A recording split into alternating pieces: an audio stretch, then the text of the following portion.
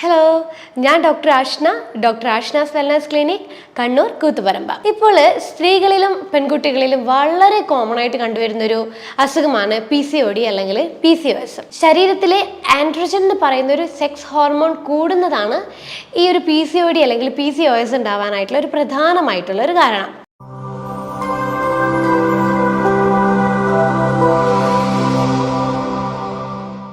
നമ്മൾ ഈ PCOD വന്നു കഴിഞ്ഞാലോ അല്ലെങ്കിൽ PCOS വന്നു കഴിഞ്ഞാലോ നമ്മൾ എപ്പോഴും ചിന്തിക്കുന്ന ഒരു കാര്യം നമ്മുടെ ശരീരഭാരത്തെക്കുറിച്ച് ആലോചിച്ചിട്ടാണ്. ചിലവർ ഈ PCOD PCOS ഉള്ളവർക്ക് ചിലവർ ശരീരഭാരം കൂടുതലായിരിക്കും. അങ്ങനെയുള്ളവർ എന്ത് ചെയ്യും? പെട്ടെന്ന് എങ്ങനെയെങ്കിലും ഡയറ്റൊക്കെ എടുത്ത് അല്ലെങ്കിൽ പട്ടിണി കിടന്നിട്ട് വെയിറ്റ് കുറയ്ക്കാൻ വേണ്ടി ശ്രമിക്കും. പക്ഷേ ഈ മെലിഞ്ഞ പ്രകൃതമുള്ള PCOD ഉള്ളവരുണ്ട്. അതായത് ശരിക്കും പറഞ്ഞു കഴിഞ്ഞാൽ രണ്ട് രീതിയിലാണ് PCOD ഉള്ളത്. ഓവർ വെയിറ്റ് അല്ലെങ്കിൽ അമിതഭാരമുള്ള PCODയും മെലിഞ്ഞിട്ടുള്ള PCODയും. പക്ഷേ ഈ അമിതഭാരമുള്ളവർക്ക് വെയിറ്റ് കുറയ്ക്കാനുള്ള കാര്യങ്ങളൊക്കെ ചെയ്യാൻ പറ്റും. പക്ഷേ ഈ മെലിഞ്ഞ പ്രകൃതി ഉള്ളവർ ആകെ പിന്നെ കൺഫ്യൂഷനിലാണ്. ഓൾറെഡി ഞാൻ മെലിഞ്ഞിട്ടാണ് ഇരിക്കുന്നത്, ഇനിയും ഞാൻ ഡയറ്റ് ചെയ്ത് കഴിഞ്ഞാൽ ഇനിയും മെലിയല്ലോ, എങ്ങനെയാണ് ഞാൻ എൻ്റെ PCOD റിവേഴ്സ് ചെയ്യാമെന്ന് ചിന്തിക്കുന്നവരുണ്ട്. പക്ഷേ ഈ മെലിഞ്ഞ പ്രകൃതി ഉള്ള PCOD എന്ന് പറയുന്നത് ജനറ്റിക്കലി വരുന്ന ഒരു PCOD ആണ്. അപ്പോൾ നമുക്ക് PCOD ഉണ്ടാവാൻ കുറേ കാരണങ്ങളുണ്ട്. അതിൽ ഏറ്റവും കോമൺ ആയിട്ട് വരുന്നതാണ് ഇൻസുലിൻ റെസിസ്റ്റൻസ് ആയിട്ടുള്ള കണ്ടീഷൻസ്. അതായത് ശരീരത്തിൻ്റെ ബോഡി ഫാറ്റ് കൂടുമ്പോഴേ നമ്മുടെ ശരീരത്തിൽ ഇൻസുലിൻ റെസിസ്റ്റൻസ് ഉണ്ടാവുകയും അത് കാരണം PCOD ഉണ്ടാവാനുള്ള ചാൻസസ് ഉണ്ട്. പിന്നെ ഒരു കാര്യം എന്ന് പറയുന്നത് ഗൊണാഡോട്രോഫിൻ എന്ന് പറയുന്ന ഒരു ഹോർമോൺസിൻ്റെ വ്യതിയാനം കാരണം PCOD ഉണ്ടാവാം. പിന്നെയുള്ളൊരു പ്രധാന കാരണം എന്ന് പറയുന്നത് നമ്മുടെ ലൈഫ് സ്റ്റൈൽ ചേഞ്ച് അല്ലെങ്കിൽ ജീവിതശൈലിയിൽ ഉണ്ടാകുന്ന മാറ്റങ്ങളാണ്. അതായത് തെറ്റായ രീതിയിൽ ഉണ്ടാകുന്ന ഭക്ഷണ ക്രമീകരണങ്ങളോ അല്ലെങ്കിൽ ഫിസിക്കൽ ആക്ടിവിറ്റീസ്, എക്സസൈസോ കാര്യങ്ങളോ ഒന്നും ഇല്ലാതിരിക്കുമ്പോഴൊക്കെയാണ് PCOD ഉണ്ടാവുന്നത്. അപ്പോൾ ഈ മൂന്ന് കാരണങ്ങളിൽ ഏറ്റവും കോമൺ ആയിട്ട് ഇപ്പം കണ്ടുവരുന്നത് ലൈഫ് സ്റ്റൈൽ ചേഞ്ചസിൽ ഉണ്ടാവുന്ന മാറ്റങ്ങൾ കാരണം ഉണ്ടാവുന്ന PCOD ആണ്. അപ്പോൾ നമുക്ക് PCOD കൺട്രോൾ ചെയ്യാനായിട്ടുള്ള ഏറ്റവും ഫസ്റ്റ് ലൈൻ ട്രീറ്റ്മെൻറ്റ് എന്ന് പറയുന്നത് മെഡിസിനോ തെറാപ്പിയോ ഒന്നുമല്ല. നമ്മൾ ഏറ്റവും കൂടുതൽ ശ്രദ്ധിക്കേണ്ട കാര്യം ഡയറ്റാണ്. കാരണം ഡയറ്റിൽ ഉണ്ടാവുന്ന മോഡിഫിക്കേഷനാണ് നമുക്ക് PCOD ഉണ്ടാവാനുള്ള ഒരു പ്രധാനമായിട്ടുള്ള ഒരു കാര്യം. അപ്പോൾ നമ്മൾ പൊതുവെ ഭക്ഷണം കഴിക്കുമ്പോൾ നമ്മൾ എപ്പോഴും കൂടുതലായിട്ട് കഴിക്കുന്ന ഫുഡ് എന്താ? കാർബോഹൈഡ്രേറ്റ് അല്ലെങ്കിൽ അന്നജം അടങ്ങിയിട്ടുള്ള ഭക്ഷണങ്ങൾ. കാർബോഹൈഡ്രേറ്റ് എന്ന് പറയുമ്പോൾ ഈ രണ്ട് തരത്തിലാണുള്ളത്. അപ്പോൾ ഈ സിമ്പിൾ കാർബോഹൈഡ്രേറ്റ് അല്ലെങ്കിൽ സിമ്പിൾ അന്നജം എന്ന് പറയുന്നത് നമ്മളെപ്പോഴും ഭക്ഷണത്തിൽ ഉൾപ്പെടുത്തുന്ന ഷുഗർ, തേന്, പിന്നെ അതുപോലെ ഈ വെള്ള അരികളുണ്ടല്ലോ, പച്ചരി, അങ്ങനെയുള്ള ഐറ്റംസ്, അതുപോലെ റിഫൈൻഡ് ഫ്ലോർസ്, പിന്നെ ടിന്നിലടങ്ങിയിരിക്കുന്ന പിന്നെ ചില ഡ്രിങ്ക്സ്, ഇതൊക്കെയാണ് ഈ സിമ്പിൾ കാർബോഹൈഡ്രേറ്റ് എന്ന് പറയുന്ന ഭക്ഷണങ്ങൾ. ഈ സിമ്പിൾ കാർബോഹൈഡ്രേറ്റ് പെട്ടെന്ന് ദഹിക്കുകയും അത് പിന്നീട് ബ്ലഡിലോട്ടേക്ക് പെട്ടെന്ന് ഷുഗറായിട്ട് കൺവേർട്ട് ചെയ്യും. എന്നാൽ കോംപ്ലക്സ് കാർബോഹൈഡ്രേറ്റ് എന്ന് വെച്ച് കഴിഞ്ഞാൽ അത് പതുക്കനെ ദഹിക്കുള്ളൂ, അതുപോലെ പതുക്കനെ മാത്രമേ അത് ഗ്ലൂക്കോസ് ആയിട്ട് നമ്മൾ ബ്ലഡിലോട്ടേക്ക് കൺവേർട്ട് ചെയ്യുള്ളൂ. അതായത് ഈ തവിടോടുള്ള ധാന്യങ്ങൾ, പച്ചക്കറികൾ, കടല, ചെറുപയർ, പരിപ്പ് വർഗ്ഗങ്ങൾ, നട്ട്സ്, അതുപോലെ ഫ്രൂട്ട്സ്, ഇതൊക്കെയാണ് കോംപ്ലക്സ് കാർബോഹൈഡ്രേറ്റ് എന്ന് പറയുന്നത്. അപ്പോൾ നമ്മൾ ദിവസവും ഉപയോഗിക്കുന്ന ഈ ഗ്ലൂക്കോസ് അടങ്ങിയ അല്ലെങ്കിൽ ഈ അന്നജം അടങ്ങിയ ഭക്ഷണങ്ങൾ നമ്മൾ കഴിക്കുമ്പോഴേ നമ്മൾ പൊതുവെ 3 നേരം അന്നജം അടങ്ങിയ ഭക്ഷണം കഴിക്കുന്നവരാണല്ലോ. അപ്പോൾ സ്വാഭാവികമായിട്ട് നമ്മളെ ബ്ലഡിൽ ഗ്ലൂക്കോസിൻ്റെ അളവ് കൂടാൻ തുടങ്ങും. ഈ ഗ്ലൂക്കോസിൻ്റെ അളവ് കൂടുന്നതിനനുസരിച്ച് നമ്മുടെ ശരീരത്തിൽ ഇൻസുലിൻ്റെ അളവും അതേ കണക്കിന് കൂടാൻ തുടങ്ങും. അപ്പോൾ ഇൻസുലിൻ കൂടുമ്പോഴേ നമ്മുടെ കോശങ്ങളിൽ നീർക്കെട്ട് അല്ലെങ്കിൽ ഇൻഫ്ലമേഷൻ ഉണ്ടാക്കും. ഇതുകൊണ്ടാണ് നമുക്ക് ഇൻസുലിൻ റെസിസ്റ്റൻസ് എന്നുള്ളൊരു കണ്ടീഷനിലോട്ടേക്ക് മാറുന്നത്. ഇൻസുലിൻ റെസിസ്റ്റൻസ് വരുമ്പോഴേ ബ്ലഡിൽ കൂടുതലായിട്ട് ഇൻസുലിൻ കാണും, സ്വാഭാവികമായിട്ടും ഹോർമോണൽ പ്രശ്നങ്ങൾ ഉണ്ടാവും. ഹോർമോണൽ പ്രശ്നങ്ങളിലാണ് നമുക്ക് സെക്സ് ഹോർമോണായിട്ടുള്ള ആൻഡ്രോജൻ്റെ പ്രൊഡക്ഷൻ കൂടുകയും ഈ ഒരു കാരണം കൊണ്ട് നമുക്ക് PCOD ഉണ്ടാവുകയും ചെയ്യുന്നത്. അപ്പം നമ്മൾ എപ്പോഴും ശ്രദ്ധിക്കേണ്ട കാര്യമാണ് ഡയറ്റ് മോഡിഫൈ ചെയ്തുകൊണ്ട് നമ്മൾ PCOD റിവേർട്ട് ചെയ്യുക എന്നുള്ളൊരു കാര്യം. അപ്പോൾ എന്തൊക്കെയാണ് നമ്മൾ കഴിക്കുന്ന ഭക്ഷണത്തിൽ ഒഴിവാക്കേണ്ടതായിട്ടുള്ള ഫുഡുകൾ?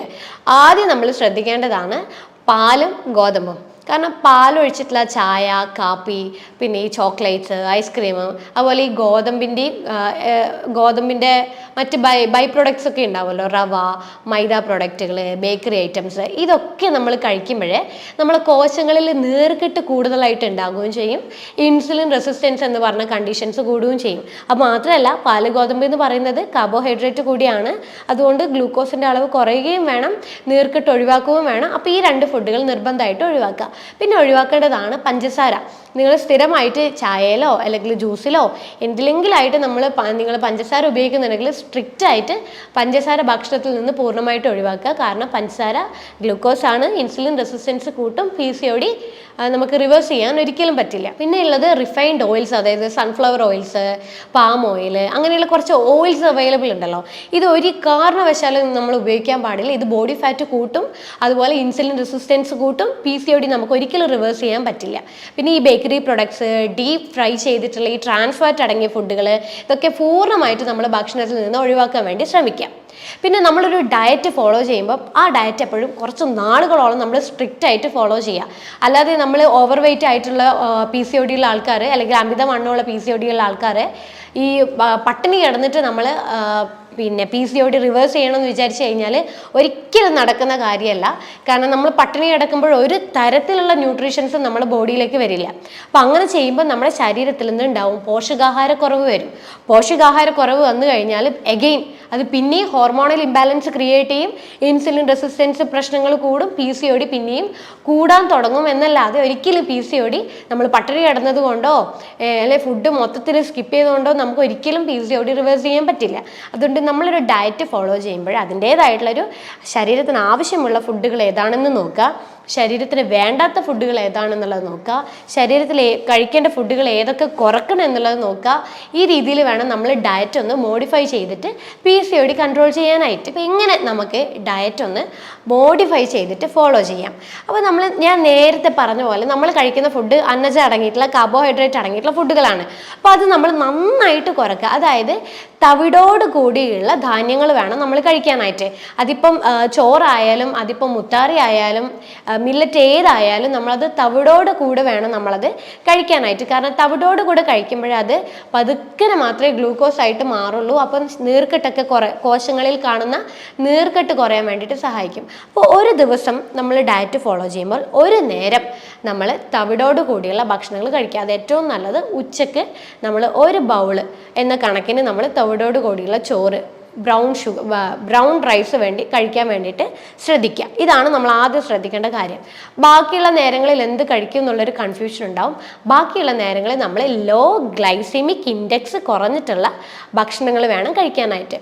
ഈ ഗ്ലൈസെമിക് ഇൻഡെക്സ് എന്ന് വെച്ച് കഴിഞ്ഞാൽ ഇതിപ്പം ഫോർ എക്സാമ്പിൾ നമ്മളിപ്പോൾ ചോറ് കഴിച്ചു കഴിഞ്ഞാൽ അത് പെട്ടെന്ന് ഷുഗറായി മാറില്ലേ, ആ ഷുഗറായി മാറുന്ന തോതിനെയാണ് ഗ്ലൈസെമിക് ഇൻഡെക്സ് എന്ന് പറയുക. അപ്പോൾ ഈ ഉച്ച ഒഴികെ ബാക്കിയുള്ള 2 നേരങ്ങളിൽ ഗ്ലൈസെമിക് ഇൻഡെക്സ് കുറഞ്ഞ ഭക്ഷണങ്ങൾ വേണം നമ്മൾ കഴിക്കാനായിട്ട്. രാവിലെ നമുക്ക് ഈ പറയുന്ന പ്രോട്ടീൻ റിച്ച് ആയിട്ടുള്ള ഭക്ഷണങ്ങളും നല്ല ഗുഡ് ഫാറ്റ് അടങ്ങിയ ഭക്ഷണങ്ങളുമാണ് നമ്മൾ, പിന്നെ ഫൈബറും. ഈ രീതിയിൽ വേണം ബാക്കിയുള്ള 2 നേരങ്ങളിൽ നമ്മൾ ഭക്ഷണങ്ങൾ ഉൾപ്പെടുത്താനായിട്ട്. രാവിലെ വേണമെങ്കിൽ നമുക്ക് വെജിറ്റബിൾസിൻ്റെ സാലഡോ വെജിറ്റബിൾ സൂപ്പോ അല്ലെങ്കിൽ അതിൻ്റെ കൂടെ എന്തെങ്കിലും നോൺ വെജോ കാര്യങ്ങളോ അങ്ങനെ എന്തെങ്കിലും ആയിട്ട് ഉൾപ്പെടുത്തി കൊടുക്കാം. അല്ലെങ്കിൽ നമുക്ക് ഫ്രൂട്ട്സ് ആയിട്ട് എന്തെങ്കിലും കഴിക്കാം. അല്ലെങ്കിൽ നമുക്ക് നേന്ത്രപ്പഴം പുഴുങ്ങിയിട്ടോ അതിൻ്റെ ഒരു ഹാഫ് നേന്ത്രപ്പഴം പുഴുങ്ങിയിട്ടോ അങ്ങനെ എന്തെങ്കിലും ആയിട്ട് രാവിലത്തെ ഭക്ഷണത്തിൽ ഉൾപ്പെടുത്താം. അല്ലെങ്കിൽ കടലയോ ചെറുപയറോ അങ്ങനെ എന്തെങ്കിലും, അതിൻ്റെ ചെറുപയറിൻ്റെ ദോശയോ അങ്ങനെ എന്തെങ്കിലും ആയിട്ട് നമ്മൾ ഉൾപ്പെടുത്താം. രാത്രിത്തെ ഭക്ഷണം നമുക്ക് നല്ല പ്രോട്ടീൻ അടങ്ങിയ ഭക്ഷണങ്ങൾ, അതായത് കടല, ചെറുപയർ, പരിപ്പ് പയറുവർഗ്ഗങ്ങളോ നട്ട്സോ സീഡ്സോ അല്ലെങ്കിൽ പിന്നെ നോൺ വെജോ അങ്ങനെയുള്ള എന്തെങ്കിലും പ്രോട്ടീൻ അടങ്ങിയ ഭക്ഷണത്തിൻ്റെ കൂടെ നല്ല ഫൈബർ അടങ്ങിയ ഫുഡും നല്ല ഫാറ്റ്, അതായത് വെണ്ണ അങ്ങനെയുള്ള കാര്യങ്ങളൊക്കെ ഉൾപ്പെടുത്തിയിട്ട് വേണം നമ്മൾ ഡയറ്റ് ഒന്ന് മോഡിഫൈ ചെയ്യാൻ വേണ്ടിയിട്ട്. ഈ രീതിയിൽ നമ്മളൊന്ന് ഡയറ്റ് ഫോളോ ചെയ്യുമ്പോൾ തന്നെ നമ്മളെ ശരീരത്തിൽ ലഭിക്കുന്ന ഗ്ലൂക്കോസിൻ്റെ അളവ് കുറയാൻ തുടങ്ങും. ഗ്ലൂക്കോസിൻ്റെ അളവ് കുറയുന്നതിനനുസരിച്ച് തന്നെ കോശങ്ങളിൽ ഉണ്ടാവുന്ന നീർക്കെട്ട് കുറയാൻ തുടങ്ങും. സ്വാഭാവികമായിട്ടും ഹോർമോൺസ് ഇംബാലൻസ് ആയി കിടക്കുന്നത് കുറയാൻ തുടങ്ങും. സ്വാഭാവികമായിട്ടും നമുക്ക് PCOD പതുക്കനെ റിവേഴ്സ് ചെയ്യാൻ തുടങ്ങും. ഈ PCOD ഉണ്ടായിക്കഴിഞ്ഞാൽ നിങ്ങൾക്ക് അറിയാമല്ലോ, നമ്മുടെ ശരീരത്തിൽ കുറേയധികം ലക്ഷണങ്ങളായിട്ടാണ് ഉണ്ടാകുക. ആദ്യം തന്നെ കാണിക്കുന്നത് പീരീഡ്സ് ഇറഗുലർ ആയിട്ട് വരിക എന്നുള്ളൊരു കാര്യമാണ്. PCOD വന്നതിൻ്റെ ഭാഗമായിട്ട് നമ്മൾ മരുന്ന് കഴിക്കുമ്പോൾ പീരീഡ്സ് ഒക്കെ അങ്ങനെ റെഗുലർ ആവാൻ തുടങ്ങും. പക്ഷെ എത്ര നാളെന്ന് വെച്ചിട്ട് നമ്മൾ മരുന്ന് കഴിക്കുക, നമുക്കൊരു മടുപ്പ് വരുമല്ലോ. അന്നേരം നമ്മൾ സ്റ്റോപ്പ് ചെയ്ത് നോക്കും, പഴയ പോലെ സൈക്കിൾ പിന്നെയും ഇറഗുലർ ആവാൻ തുടങ്ങും. അപ്പോൾ ആദ്യത്തെ ലക്ഷണം എന്ന് പറയുന്നത് PCODയുടെ ഇറഗുലർ ആയിട്ട്, അതായത് മാസം തെറ്റായിട്ട്, അതായത് ഈ മാസം വന്നു കഴിഞ്ഞാൽ നെക്സ്റ്റ് മന്ത് ഉണ്ടാവില്ല, അങ്ങനെ മാസങ്ങളോളം ഗ്യാപ്പ് ആയിട്ടായിരിക്കും ആദ്യത്തെ പീരീഡ്സ് ഇങ്ങനെ വരാൻ തുടങ്ങുന്നത്. പിന്നീട് ഒരു ലക്ഷണം എന്ന് പറയുന്നത് നമുക്ക് ഭയങ്കരമായിട്ട് ഹെയർ ഫോൾ ഉണ്ടാകും. കാരണം ആൻഡ്രോജൻ എന്ന് പറയുന്ന ഒരു ഹോർമോൺ കൂടിയതിൻ്റെ ഭാഗമായിട്ട് തന്നെ നമുക്ക് ഭയങ്കരമായിട്ട് ഹെയർ ഫോൾ ഉണ്ടാവും. പിന്നെ അതുപോലെ ഫേഷ്യൽ ഹെയർസ് ഒക്കെ വരാൻ സ്റ്റാർട്ട് ചെയ്യാൻ തുടങ്ങും. പിന്നെ ചിലവർക്ക് 1-2 മാസത്തെ ഗ്യാപ്പിന് ശേഷം വരുന്ന ബ്ലീഡിങ് ഭയങ്കര ഹെവി ആയിട്ട് ചിലപ്പോൾ 1 മാസത്തോളം നീണ്ടു നിൽക്കുന്ന പീരീഡ്സ് ആയിട്ട് വരും. ഇങ്ങനെയുള്ള ചില ലക്ഷണങ്ങളാണ് നമുക്ക് PCOD ഉണ്ടായി കഴിഞ്ഞാൽ ശരീരത്തിൽ ഉണ്ടാവുന്നത്. എപ്പോഴും ഒരു മാൻഡേറ്ററി ആയിട്ടുള്ള ഒരു കാര്യമാണ് ഉറക്കം. നമ്മൾ കൃത്യമായിട്ട് ഒരു 6 മണിക്കൂർ തൊട്ടിട്ട് 8 മണിക്കൂർ വരെ നമ്മൾ ഉറങ്ങുന്നില്ലെങ്കിൽ നമ്മുടെ ശരീരത്തിൽ ഇൻസുലിൻ റെസിസ്റ്റൻസ് ഉണ്ടാവാൻ തുടങ്ങും. ഇൻസുലിൻ റെസിസ്റ്റൻസ് ഉണ്ടാവുമ്പോഴേ സ്വാഭാവികമായിട്ടും നമുക്ക് ഇൻസുലിൻ റെസിസ്റ്റൻസ് റിലേറ്റഡ് ആയിട്ടുള്ള എല്ലാ അസുഖങ്ങളും, അതിപ്പം ഷുഗർ ആയാലും ഫാറ്റി ലിവർ ആയാലും അമിതവണ്ണമായാലും PCOD ആയാലും ഇതൊക്കെ വരാനുള്ള ചാൻസസ് കൂടുതലാണ്. അപ്പോൾ നമ്മൾ PCOD റിവേഴ്സ് ചെയ്യുമ്പോൾ ഡയറ്റ് മാത്രം ശ്രദ്ധിച്ചാൽ പോരാ, നമ്മൾ ഉറക്കം നന്നായിട്ട് ശ്രദ്ധിക്കണം. പിന്നെ നമ്മൾ വെയിറ്റ് കുറയ്ക്കാൻ വേണ്ടിയിട്ട് ഡയറ്റിൻ്റെ കൂടെ ഡെയിലി ഒരു മണിക്കൂറോളം സ്ഥിരമായിട്ട് വർക്കൗട്ട് ചെയ്യാൻ വേണ്ടി ശ്രമിക്കുക. അതായത് നമ്മൾ വർക്കൗട്ട് ചെയ്യുമ്പോൾ ഒരു ആഴ്ചയിൽ 2 തവണ ഒരു ഹെവി ആയിട്ടുള്ള വർക്കൗട്ടും ബാക്കിയുള്ള ദിവസങ്ങളിൽ ഒരു ലൈറ്റ് ആയിട്ടുള്ള വർക്കൗട്ടും 1 മണിക്കൂറോളം നടത്തം, അങ്ങനെയുള്ള കാര്യങ്ങളൊക്കെ ഉൾപ്പെടുത്തുമ്പോഴേ നമ്മുടെ ശരീരത്തിലെ ഗ്ലൂക്കോസ് അടിഞ്ഞു കൂടിയിരിക്കുന്നത് കുറയാൻ തുടങ്ങും, ഇൻസുലിൻ കൂടിയിരിക്കുന്നത് കുറയാൻ തുടങ്ങും, ഇൻസുലിൻ റെസിസ്റ്റൻസ് കുറയും, PCOD റിവേഴ്സ് ആവാൻ തുടങ്ങും. സ്വാഭാവികമായിട്ടും നാച്ചുറലി എല്ലാ മാസവും 28 ദിവസം തൊട്ടിട്ട് 32ാമത്തെ ദിവസത്തിനുള്ളിൽ നമുക്ക് സൈക്കിള് കൃത്യമായി വരാനും തുടങ്ങും, നമ്മുടെ ബ്ലഡ് ഫ്ലോ കറക്റ്റ് ആവാനും തുടങ്ങും. പൊതുവേ ഈ PCOD വന്നു കഴിഞ്ഞാൽ നമ്മൾ എടുക്കുന്ന ഒരു മെഡിസിനാണ് മെറ്റ്ഫോമിൻ. അതായത് ഇൻസുലിൻ റെസിസ്റ്റൻസ് കുറയ്ക്കാൻ വേണ്ടി എടുക്കുന്ന ഒരു മെഡിസിനാണ് മെറ്റ്ഫോമിൻ. അപ്പോൾ നമുക്ക് ഈ മെറ്റ്ഫോമിൻ തന്നെ എടുക്കുന്നത് നമുക്ക് ശരീരത്തിന് മറ്റ് വലിയ ദോഷഫലങ്ങളൊക്കെ ഉണ്ടാകും. അപ്പോൾ ഈ ഇൻസുലിൻ റെസിസ്റ്റൻസ് കുറയ്ക്കാൻ വേണ്ടി നമുക്ക് സപ്ലിമെൻറ്റേഷൻ ചെയ്യുന്നത് വളരെ എഫക്റ്റീവ് ആയിട്ടുള്ളൊരു കാര്യമാണ്. അതായത് omega-3 ഫാറ്റി ആസിഡ് നമ്മൾ കഴിക്കുന്നത് നമ്മുടെ ശരീരത്തിന് നല്ല കൊളസ്ട്രോൾ കൂടുകയും ഇൻസുലിൻ റെസിസ്റ്റൻസ് കുറയാനും വേണ്ടിയിട്ട് ഒത്തിരിയധികം സഹായിക്കും. അതുപോലെ തന്നെ ബെർബറിൻ എന്ന് പറയുന്നൊരു സപ്ലിമെൻ്റ് ഉണ്ട്. അത് ഈ മെറ്റ്ഫോമിന് പകരം നമുക്ക് എടുക്കാൻ പറ്റുന്നതാണ്. അത് ഇൻസുലിൻ റെസിസ്റ്റൻസ് കുറയ്ക്കും, കൊളസ്ട്രോളിൻ്റെ അളവ് കുറയ്ക്കും, ശരീരത്തിലെ അതുപോലെ വെയിറ്റ് കുറയാൻ വേണ്ടിയിട്ട് സഹായിക്കും. അതുകൊണ്ട് തന്നെ ബെർബറിൻ എന്ന് പറയുന്നൊരു സപ്ലിമെൻറ്റ് നമുക്ക് ഇൻസുലിൻ റെസിസ്റ്റൻസ് കുറയാൻ വേണ്ടിയിട്ട് സഹായിക്കുന്നുണ്ട്. അപ്പോൾ ഈ 2 സപ്ലിമെൻറ്റ് നിങ്ങൾ ഉൾപ്പെടുത്തുക ഈ ഡയറ്റിൻ്റെ കൂടെ. അപ്പോൾ കുറച്ചുകൂടെ ഫാസ്റ്റായിട്ട് നിങ്ങൾക്ക് PCOD റിവേഴ്സ് ചെയ്യാൻ പറ്റുന്നതാണ്. പിന്നെ ഒരു നല്ലൊരു മെത്തേഡ് ഞാൻ പറഞ്ഞുതരാം. വീട്ടിലിരുന്നുകൊണ്ട് തന്നെ നമുക്ക് ഫോളോ ചെയ്യാൻ പറ്റുന്ന ഒരു ഈസി ആയിട്ടുള്ള ഒരു മെത്തേഡ്. അത് വേറെ ഒന്നുമല്ല, സീഡ് സൈക്കിൾ എന്നാണ് ഇതിന് പറയുക. അതായത് നമുക്ക് ഈ PCOD സമയത്ത് ഉണ്ടാവുന്ന ഹോർമോണൽ ഇംബാലൻസ്, അതായത് പ്രത്യേകിച്ച് സ്ത്രീ ഹോർമോൺ ആയിട്ടുള്ള ഈസ്ട്രജൻ, പ്രൊജസ്ട്രോൺ, ഈ 2 ഹോർമോൺസിൻ്റെ ഇംബാലൻസ് ഒന്ന് മാറ്റാൻ വേണ്ടിയിട്ടാണ് ഈ സീഡ് സൈക്കിൾ നമ്മൾ ഫോളോ ചെയ്യാൻ പോകുന്നത്. അതായത് പീരീഡ്സിൻ്റെ ഫസ്റ്റ് ദിവസം തൊട്ടിട്ട് 14 ദിവസത്തോളം 1 ടേബിൾ സ്പൂൺ ഫ്ലാക്സീഡ് രാവിലെ ജസ്റ്റ് ഒന്ന് ചൂടാക്കി പൊടിച്ചിട്ട് കഴിക്കുക. അതുപോലെ 1 ടേബിൾ സ്പൂൺ പംകിൻ സീഡ് വൈകുന്നേരം കഴിക്കുക. ഇതൊരു 14 ദിവസത്തോളം ഒരു റൊട്ടീൻ പോലെ നമ്മൾ ഫോളോ ചെയ്യുക. പിന്നെ 15ാമത്തെ ദിവസം തൊട്ട് 28ാമത്തെ ദിവസം വരെ നമ്മൾ 1 ടേബിൾ സ്പൂൺ എള്ളും 1 ടേബിൾ സ്പൂൺ സൺഫ്ലവർ സീഡും ഓരോന്നും ഓരോ നേരമായിട്ട് കഴിക്കാം. ഈ ഒരു മെത്തേഡ് നമ്മൾ ഒരു 2-3 മാസം തുടർച്ചയായിട്ട് കണ്ടിന്യൂ ആയിട്ട് ചെയ്യുമ്പോൾ ഓട്ടോമാറ്റിക്കലി നമ്മളെ പീരിയഡ്സ് നോർമൽ ആവാൻ തുടങ്ങും.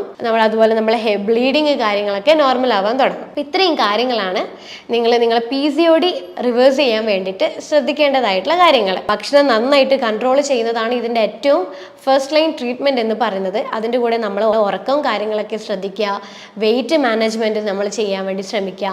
നേരത്തെ പറഞ്ഞതുപോലെ കാർബോഹൈഡ്രേറ്റ് അടങ്ങിയ ഭക്ഷണങ്ങൾ നന്നായിട്ട് അളവ് കുറച്ച് നല്ല രീതിയിൽ പ്രോട്ടീനും നല്ല ഫാറ്റ് അടങ്ങിയ ഭക്ഷണങ്ങളും ഹൈ ഫൈബർ അടങ്ങിയ ഭക്ഷണങ്ങളൊക്കെ നമ്മൾ ശ്രദ്ധിക്കുക. കാരണം ഇത് ചെയ്യുമ്പോൾ മാത്രമേ ഇൻസുലിൻ റെസിസ്റ്റൻസ് നമ്മുടെ ശരീരത്തിൽ കുറയ്ക്കാനും PCOD നമുക്ക് ഈസി ആയിട്ട് റിവേഴ്സ് ചെയ്യാനും പറ്റുന്നത്. അപ്പോൾ ഇത് സംബന്ധിച്ചിട്ടുള്ള ഡീറ്റെയിൽസ് കൂടുതലായിട്ട് നിങ്ങൾക്ക് അറിയണമെങ്കിൽ താഴെ കാണുന്ന നമ്പറിൽ നിങ്ങളൊന്ന് കോൺടാക്ട് ചെയ്യുക. അടുത്തൊരു ഹെൽത്ത് വീഡിയോ ആയിട്ട് അടുത്ത വീഡിയോയിൽ കാണാം. അതുവരേക്കും ബൈ.